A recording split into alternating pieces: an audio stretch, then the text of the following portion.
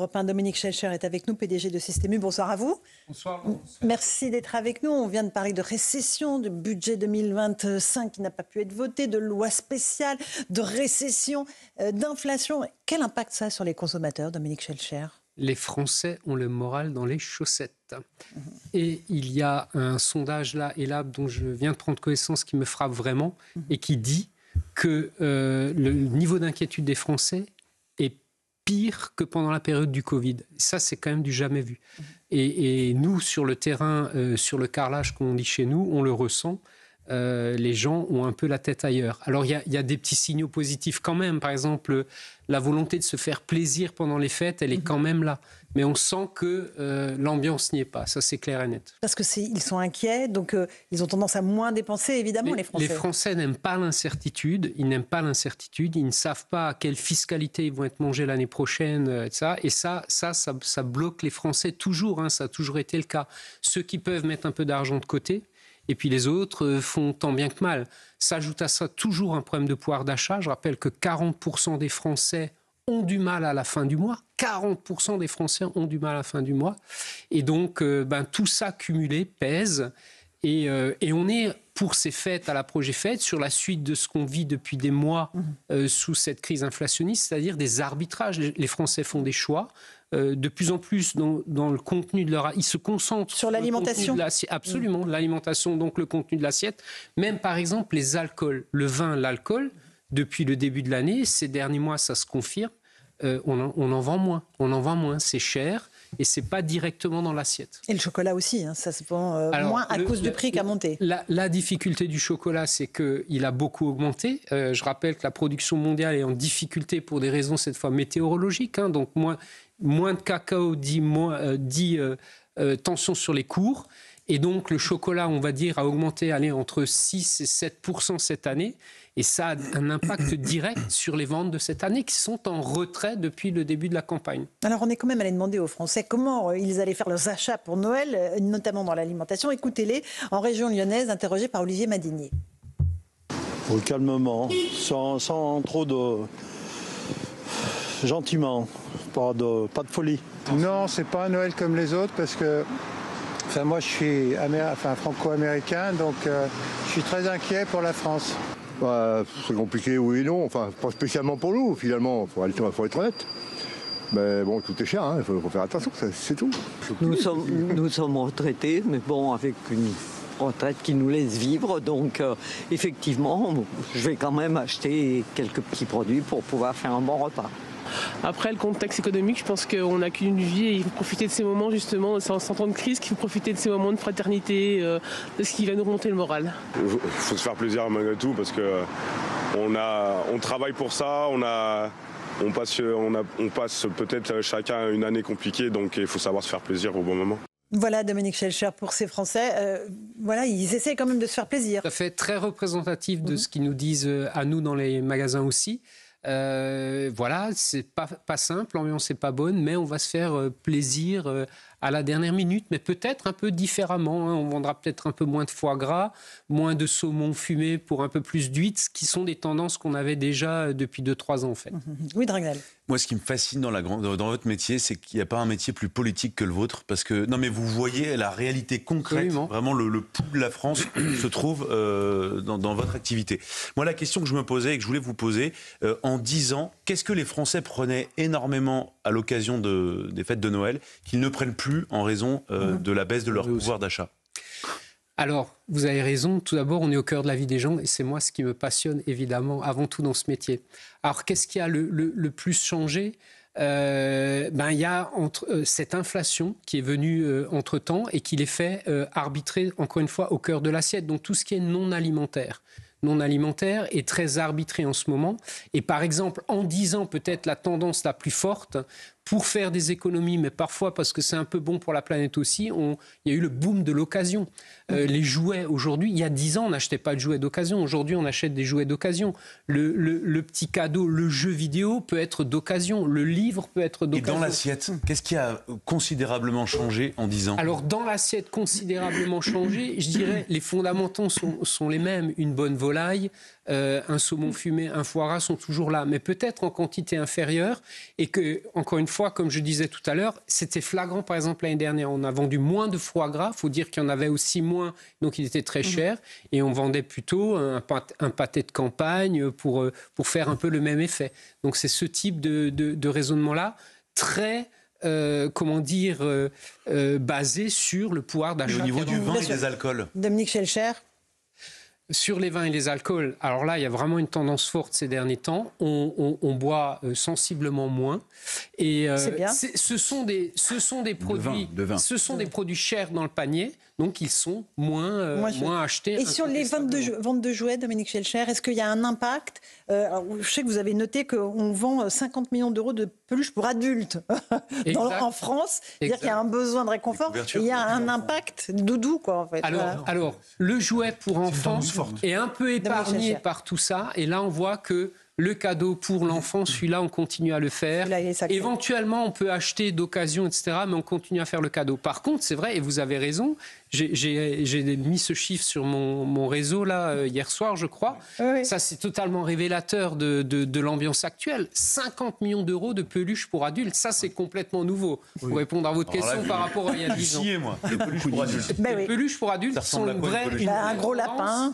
Mais pas que. Il y a maintenant des catégories... Allez-y, des catégories entières de jeux de jouets. Par exemple, les Lego. Je crois qu'un tiers de l'activité de Lego est faite avec des adultes aujourd'hui. Les cartes à collectionner comme les Pokémon. Pokémon est la licence qui marche le mieux cette année parmi l'ensemble des licences. Elles sont beaucoup achetées par des adultes. C'est très intéressant de voir une société qui s'infantilise. Vous voulez avoir une boîte de Playmobil pour Noël? Oui, absolument. Un tout petit mot du Black Friday, ça a cartonné. Pourquoi ça marche bien le Black Friday, Dominique Schelcher? Je relativise, il y avait beaucoup de monde, mais le panier moyen était inférieur. En fait, globalement, de mémoire, c'est 4% de chiffre d'affaires en moins cette année. Donc les gens étaient là, mais là encore, ils ont acheté un peu moins. Et le Black Friday est devenu un rendez-vous incontournable maintenant, un mois avant les fêtes. C'est vrai qu'on fait de très bonnes affaires pour préparer les cadeaux de Noël. Ça, c'est une nouvelle tendance aussi, encore pour répondre. Mais ça ne tue pas les soldes en réalité, le Black Friday? Mais écoutez, cette année, beaucoup de clients m'ont dit, mais finalement, le Black Friday est plus intéressant que les soldes. Absolument. Donc, et en vrai, c'est plus intéressant ou pas? Bah oui. Mais c'est très intéressant, je vous le dis, en équipement, en électroménager, en hi-fi son, c'est très intéressant, on fait de très bonnes affaires. Bon, une question de Marc Toiti, qui va parler de l'inflation. Non, justement, j'ai une question dérangeante, entre guillemets, mais bon, puisque vous êtes là, il faut jouer la transparence. Absolument. Comme vous le savez, effectivement, les prix, si on prend les chiffres de l'INSEE, les prix donc, de l'alimentation, depuis 2021, ont augmenté de plus de 22%. Donc, je confirme, oui. Vous confirmez. Ouais. Alors donc, c'est-à-dire c'est autant qu'au cours des 13 années précédentes. Sauf qu'aujourd'hui, pour beaucoup de consommateurs, ils ont du mal à comprendre. C'est-à-dire que quand effectivement les prix des matières premières explosaient, notamment des produits agricoles, des produits alimentaires, en matières premières, augmentaient, là on comprenait qu'il y avait une répercussion sur les prix. Sauf que là, alors je ne sais pas si c'est le cas chez vous, mais en tout cas, les prix des matières premières ont baissé, notamment au niveau alimentaire, mais par contre, il y a peu de répercussions sur les prix à la consommation. Alors comment vous expliquez ça? Alors, je confirme tout à fait le 22% sur l'alimentaire, c'est tout à fait exact. Depuis 7 ou 8 mois exactement maintenant, les prix baissent, par exemple, dans notre réseau. Mais cette baisse n'est pas suffisamment visible et je l'entends de la part des consommateurs. Et, on va se le dire, on ne reviendra pas au prix d'avant la crise. Mais pourquoi ? Et en me posant la question, vous connaissez la réponse. Il y a d'autres éléments qui ont bougé entre-temps. Les salaires ont progressé, donc il faut les couvrir. La deuxième vague, ça a été les services. Donc l'entreprise, tous ses frais de réparation, etc., coûtent plus cher. Donc elle doit couvrir ça. Mais nous rentrons ces jours-ci, nous y sommes dans la fameuse période des négociations commerciales. Et là, l'objectif, c'est fournisseur par fournisseur d'essayer d'obtenir les baisses sur les matières premières qui ont baissé. Voilà. Donc ça c'est le job des équipes en ce moment même, là où on se parle. Oui, mais justement, par rapport à ça, moi je me posais la question par rapport à notamment les agriculteurs. Comment leur garantir finalement aussi un prix juste pour les consommateurs et pour les agriculteurs? En respectant la loi, et U s'engage à respecter la loi laquelle? La loi Egalim, qui dit quoi? Qui dit que nous sommes obligés de ne pas négocier la part de matières premières agricoles. C'est ça la loi Egalim. Et sincèrement, les 2-3 premières années avant le cœur de la crise inflationniste, le revenu agricole avait progressé grâce à cette loi. Donc nous, on entend bien continuer à respecter la loi et à défendre cette part de matières premières agricoles qu'il ne faut pas toucher. Et bien sûr, il faut un revenu décent pour les agriculteurs. On est les premiers chez nous à le dire. Hein. Et vous les rencontrez? Ils continuent à manifester? Ils sont en colère contre le Mercosur? Ils viennent en magasin en ce moment, ils manifestent, ils nous visitent, ils viennent vérifier par exemple l'origine France. Mais chez eux, on a des arguments. L'essentiel de nos produits frais est français. Ils savent que de longue date, on soutient un certain nombre d'actions. Et donc, nous, on n'a pas trop de problèmes avec les agriculteurs. Une question d'Éric Revel. Je voulais... D'abord, vous parliez de 40% de Français qui ont du mal à joindre les deux bouts. Dans le CEVIPOF, Institut Montaigne, qui est paru, la fracture française, c'est 55%, disent-ils. Mais j'aimerais vous poser une question à la fois sérieuse et grave, et lancer une idée. Vous avez vu ce qui se passe à Mayotte aujourd'hui. L'île est dévastée. Oui. Ils vont manquer les Mahorais et tous les gens qui sont sur place de nourriture. Est-ce qu'on ne pourrait pas imaginer, c'est une question que je pose, que la grande distribution de métropole soit solidaire de cette population française et pourquoi pas envoie de la nourriture ou des stocks? Dominique Schelcher. Alors, tout d'abord, je voudrais dire que j'avais 2 chiffres en tête avant de venir vous voir. Le 40% de Français qui ne bouclent pas la fin du mois et le 55% de CEVIPOF qui est juste aussi... qui sont les gens qui ont des difficultés financières. Donc c'est pas tout à fait pareil. Sur Mayotte, nous n'avons pas de magasin à Mayotte. Par contre, on a des magasins à l'île Maurice, qui est pas très loin, et surtout à l'île de la Réunion. Donc d'ores et déjà, mes collègues patrons indépendants sur place ont réuni une aide qui va partir incessamment sous peu. Et les autorités nous réunissent l'ensemble des distributeurs de l'île de la Réunion pour trouver des solutions, puisque c'est l'île la plus proche. Donc votre appel, il est entendu localement. Et les autres distributeurs se mobilisent seront là aussi. Carrefour, Alexandre Bompard a annoncé une aide significative hier soir. Donc voilà, il y aura une mobilisation de tout le monde face à la dévastation qu'on voit à l'image. Vous restez avec nous, Dominique Schelcher, c'est passionnant de vous entendre. On a parlé de l'inflation avec Marc Toiti. Les prix, donc les évolutions de prix pour l'année prochaine. Comment est-ce que ça se présente, Dominique Schelcher, pour les consommateurs? Je vous le dirai le 1er mars au matin, quand on aura la photo de l'ensemble de la période de négociation. Ce que je peux vous dire à l'heure où on se parle, c'est que les fournisseurs sont venus nous voir globalement encore avec des hausses. Encore avec des hausses. Alors il y a des marchés où ça se justifie. Le café, par exemple, très mauvaise récolte. Le café, il y en a moins. Ça va être compliqué. Le chocolat, il y a à nouveau une hausse. Donc là, par exemple, ces 2 sujets-là, on sait que ça va encore être tendu. Et j'invite les Français qui aiment le chocolat, malgré tout, à faire du stock de chocolat, parce que ça va être compliqué dans les prochains temps. Par contre, il y a d'autres matières, on ne le comprend pas. On ne le comprend pas. Quand votre produit est fait d'eau et de sucre, par exemple, que le sucre a baissé, pourquoi vient-on avec une hausse? Donc voilà. Pensez à quel produit en particulier? Des boissons, les sodas, par exemple. Des boissons, par exemple. Je ne vais pas citer de marque, etc. Ce n'est pas le but. Mais là, on ne le comprend pas. Et donc, nos acheteurs, comment ils font? Ils sont munis d'éléments, évidemment, qu'on se procure, très précis, matière par matière.